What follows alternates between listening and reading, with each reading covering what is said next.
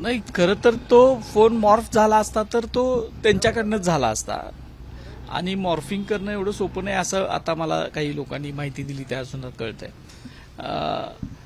आणि स्वतः नाव त्या व्यक्तीने सांगितलेलं होतं म्हणून मी माझ्या पोस्टमध्ये त्या व्यक्तीचं नाव दिलेलं होतं.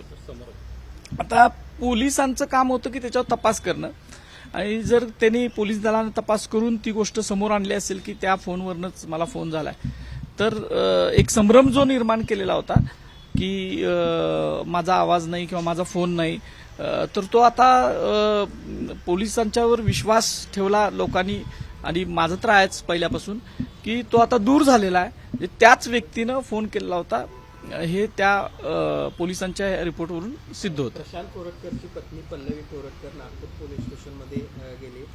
तिनं असं म्हटलेलं आहे की आम्हाला या सगळ्या प्रकरणानंतर कुटुंबियांना देखील धमकीचे फोन येत आहेत आणि जर आम्हाला काय झालं तर त्याला इंद्रजित सावंत जबाबदार असतील. मी कसा जबाबदार असणार? मी कधीच कुणाला धमकी देत नाही. मी माझ्या पोस्टमध्ये सुद्धा मी त्यांना फोन करा त्यांचा नंबर दिलाय किंवा असं काहीच केलेलं नव्हतं. मी फक्त जी प्रवृत्ती शिवाजी महाराजांच्या बद्दल संभाजी महाराजांच्या बद्दल काय विचार करते एवढंच लोकांनी करावं म्हणून दिलेलं होतं. बाकीचे कोण लोक काय करत असतील तर त्याचा आणि माझा कसलाही काहीही संबंध नाही. उलट माझं असं आव्हान आहे सगळ्या तमाम शिवभक्तांना की शिवाजी महाराजांनी शत्रूंच्या स्त्रियांवर सुद्धा हात टाकू नका म्हणून सांगितलेलं होतं.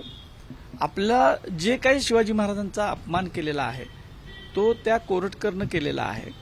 त्यांच्या कुटुंबियांचा त्याच्यामध्ये काही संबंध कधी नसतो आणि स्त्रीचा सन्मान करणं हे आपल्या सगळ्यांचं एक शिवाजी महाराजांचा मावळा म्हणून एक पाईक म्हणून सगळ्यांचं कर्तव्य असतं आणि तशा पद्धतीच्याच भूमिका सगळ्या शिवभक्तांनी ठेवाव्यात असं माझं मत आहे. डायव्हर्ट करण्याचं प्रकरण डायव्हर्ट करण्याचा प्रयत्न आणि जर तशा पद्धतीनं बघा गुन्हा केलाय तर केलाय तो ठामपणे आणि घृणास्पद विषारी वक्तव्य शिवाजी महाराज संभाजी महाराज एक प्रकारे जिजाऊंच्या चारित्र्यावरची सुद्धा सुंतोडी उडवायचा प्रयत्न त्या व्यक्तीनं केलाय तर त्याच्याबद्दल त्यांनी सुद्धा सांगायला पाहिजे होतं की हे चुकीचं बोललेले आहेत आणि त्याची शिक्षा त्यांना कायद्यानुसार झाली पाहिजे.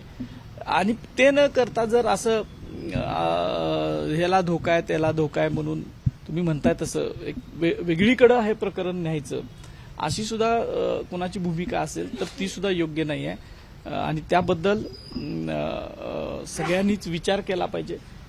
हा सगळ्या महाराष्ट्राचा हिंदुस्थानातल्या सगळ्या शिवप्रेमींचा अस्मितेचा भावनेचा विषय आहे आणि त्या भावनांशी एकदा तुम्ही चूक केली आणि परत परत वारंवार खेळू नये अशी माझी सगळ्यांना विनंती आहे. पुन्हा रविवार चौथा दिवस आहे मात्र अजून आरोपी सापडत नाहीये.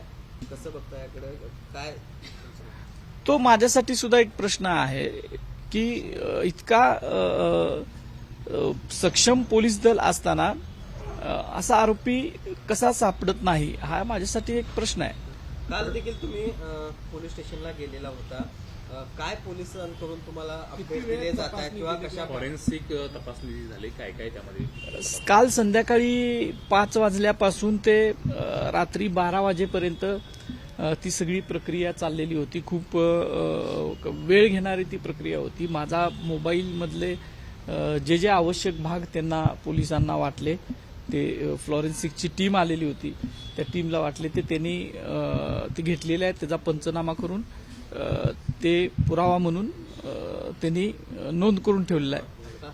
तपास किंवा कोरटकरला अटक करण्यासंदर्भात पोलिसांकडून तुम्हाला काय अपडेट दिले जात आहेत किंवा कधीपर्यंत ताब्यात घेईल किंवा काय सांगितलं जाते कुठेपर्यंत? नाही, मला याच्याबद्दल कसलेही अपडेट कुणाकडूनही मिळत नाहीत. मीडियातनं जेवढे अपडेट मिळतात तेवढेच मला मिळतात.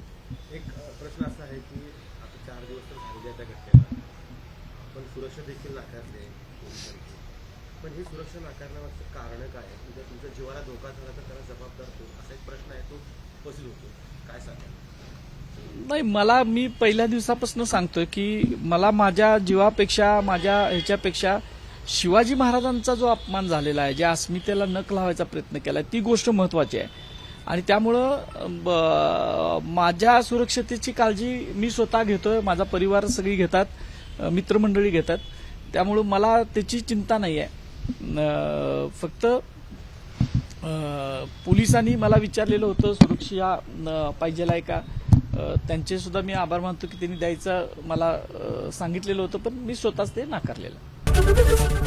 एबीपी माझा, उघडा डोळे बघा नीट.